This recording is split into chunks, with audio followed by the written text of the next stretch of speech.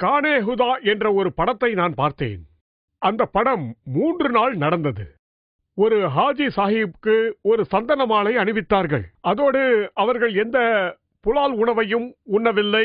அதோடு அவர்கள் எந்த ரோமத்தையும் வெட்டவில்லை. முழு பிரம்மச்சாரி, சன்னியாசி என்றும் வைத்துக் கொள்ளலாம். நான் படம் முடிந்த பிறகு அவரிடம் கேட்டேன், என்ன பாய் 3 நாட்கள் முழு சந்நியாசமா துறவரமா என்று கேட்டேன். அதற்கு அவர்கள் என்ன பதில் சொன்னார்கள் தெரியுமா? அவர்கள் சொன்னார்கள், खाने खुदा था। मैंने कहा मुसलमान भाइयों, सारा संसार खाने खुदा नहीं है. खाने खुदा है, सारा दिन दिन आप रखते हैं. இதை பற்றி நான் உங்களுக்கு கிஷோரி அவர்களே ஒரு நிமிடம், நான் சொல்வதை கவனமாக கேளுங்கள். உங்கள் கேள்விகளை சுருக்கமாக கேளுங்கள். அதற்கு முதலில் பதில் சொல்லுங்கள். அந்த 3 நாட்கள் மட்டும் ஏன் கானே குதா? ஏன் முழு உலகமும் கானே குதாவாக ஆகக்கூடாது? எந்த ஒரு இடத்திலும், குறிப்பாக இந்தியாவில் ஏன் உயிர்கொலை தடை செய்யப்படக்கூடாது? ஜாகிர் நாயக் அவர்களுக்கு இந்த கேள்வியை அனுமதிக்க முடியாது. தலைமை விருந்தினரும் கண்ணியமிகு பேச்சாளரும் வேண்டிக் கொண்டதற்கிணங்க இதற்கு நாங்கள் பதில் அளிக்க முடியாது. அடுத்த கேள்வி. திரு ரஷ்மிபாய் ஜவேரி அவர்கள் அந்த நபருக்கு வாய்ப்பு வரும் முன்னரே அவரை கேள்வி கேட்க அழைத்தார். நான் பதிலளிக்க விரும்புகிறேன். என்னால் பதிலளிக்க முடியும். ஆனால் தலைமை வேண்டாம் என்றால் நான் அதை விட்டுவிடுகிறேன். என்னை அனுமதித்தால் இதற்கு பதிலளிக்க மிகவும் ஆவலோடு இருக்கிறேன்.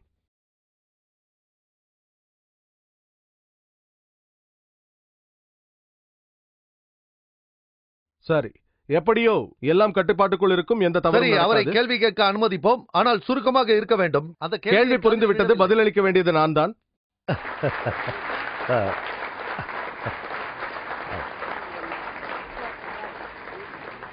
சரி சரி, மிகவும் விரைவாக பதிலை முடிக்க வேண்டும். அடுத்தவர் கேள்விக்காக காத்துக் கொண்டிருக்கிறார். அவர் கேட்டிருக்கும் கேள்வி சிறந்த கேள்வி. எந்த பிரச்சனையும் வராது. இங்கு அநேக சைவர்கள் இருந்தாலும் வன்முறை நடக்காது என்று நம்புகிறேன். பிரச்சனை ஏற்படாது, நான் உத்தரவாதம் தருகிறேன். வன்முறை ஏற்படுவது போல் நான் பேசவும் மாட்டேன். எனக்கு தெரியும், சில சைவ அசைவ கூட்டங்கள் நடந்தன அகமதாபாத்திலும் குஜராத்திலும். அங்கு வன்முறை ஏற்பட்டதாம். என்னை பொறுத்தவரையில் நான் அறிவுபூர்வமாக பதிலளிப்பேன். பிரச்சனை ஏற்படாது. சகோதரர் நல்ல கேள்வியை கேட்டிருக்கிறார். அதில் ஹாஜிகள் ஹஜ்ஜுக்கு சென்றார்கள். அங்கு 3 நாட்களுக்கு அவர்கள் புலால் உணவு உண்ணவில்லை என்று அவர் சொன்னார். அது இஸ்லாத்தை பற்றி. இது இஸ்லாத்தை பற்றி. இஸ்லாத்தை பற்றி. இஸ்லாம் எப்படி இதை விதித்தது? அவர் இஸ்லாத்தை குறித்து கேள்வி கேட்டிருக்கிறார், ஜெயின மதத்தை குறித்து அல்ல.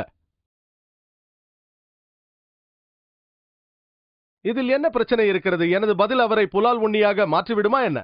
அவர் தாவர உண்ணியாகவே இருப்பார். எந்த பிரச்சனையும் வராது. அவர் புலால் உண்ணியாக மாற வேண்டும் என்பது எனது எண்ணம் அல்ல.